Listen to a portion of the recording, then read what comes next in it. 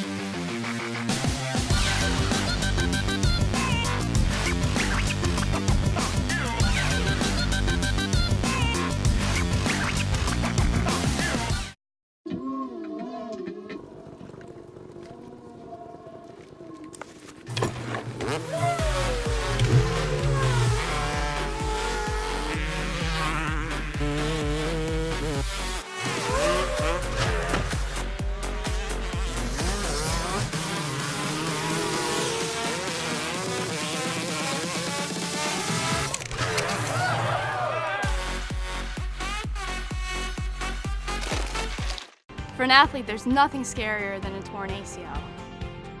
Athletes trust us with their care and their careers because we're a recognized leader in sports medicine. Get back to your active life sooner with MedStar Sports Medicine. Wise Market's ice cream plant is based in Sunbury, Pennsylvania, and locally owned and operated. We've been making our ice cream for nearly 50 years. We create roughly 70 flavors of ice cream right now. We use local ingredients, especially our cream, which is from our milk plant. The cream is what gives our ice cream a rich and creamy texture. Now, together with our customers, we've created a product called Peanut Butter Indulgence, which will be coming out this summer. It's a peanut butter ice cream with sea salt caramel swirl, chocolate-covered pretzel. How could you go wrong with that? Personally, I love our ice cream. If you come to our house at any given time, you'll find at least 5 packets of ice cream in our freezer.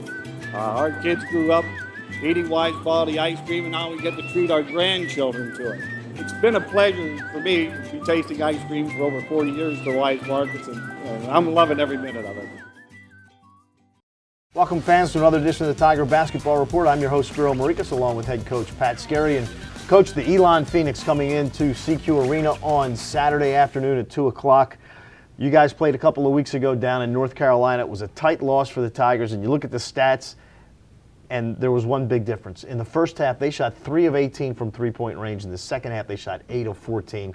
You led at halftime. They end up winning the game. It looks to me like that was the difference. Yeah, we were awful defensively. They're obviously a very good offensive club, and they take a ton of threes. So, ability to guard the threes will be pivotal. You know, it's a game where we had them down 6 to 8 points like 3 or 4 different times and didn't get it done, and then lost it at the very end. Then had 2 shots to obviously win it, and didn't, miss 2 open shots. So, like I said, really good ball movement team, good motion team, inside out versatility. It's going to be our ability to get back in transition and take away the 3-point shot, and then offensively, to get to the rim, get to the post, get on the backboards, get to the foul line against them. That's going to be key. Santa Ana hurt you in the second half with the 3-point shot. How was it that he was able to get to where he had the open look? Yeah, we zone pressed them a lot and didn't have. We looked late and lethargic on it. And they do a really good job of moving without the ball. They're not your typical, like most teams, where there's a lot of ball screens, a lot of sets. They're a good motion team, a lot of screening and back cutting, curls and rescreen. So we've got to do a better job. We've got to guard them. We were horrible. I mean, we shot 61% for the game and lost, which it's hard to do. So. We've got to hopefully be fresh in our mind that we gave one up down there, and it's an opportunity to get it back. You've had rematches now with UNCW and with William and Mary, and now Elon coming up.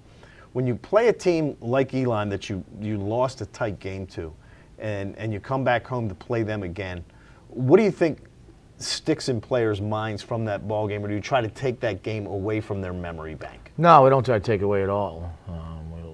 We're going to try to pound it through.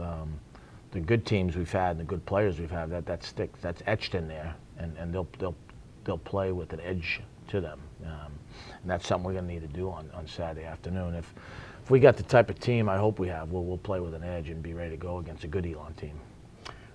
You look at your team offensively, and then on the defensive end, somebody who's getting more minutes because of foul trouble or other things, Dennis Tunstall has really started to come on for you, and he just comes up with some of these amazing blocks. He's not playing at 100% though. No, you know what? He's probably looking at some surgery after the season on his foot. But he's a tough kid. He's actually, for a while he couldn't practice some, and he felt like he was really rusty. That's why his minutes were down a little bit early. Now he's trying to get through practice, and he's done a good job of that. But he gives you whatever he has. He's a great teammate, hard worker, tremendous athlete, shooting 1,000% in conference. You know, he hasn't missed a shot. He's great on the backboards.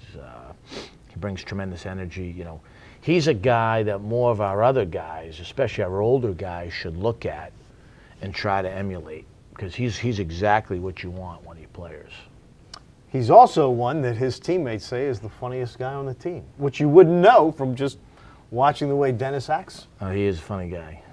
So hopefully for the Tigers, it's going to be a fun week as they will take on not only William & Mary, but Elon. And Coach, we will leave you with this. Charles Barkley was once asked about rebounding techniques, and I know you are the biggest guy in the world about rebounding. Do you know what he said his rebounding technique was?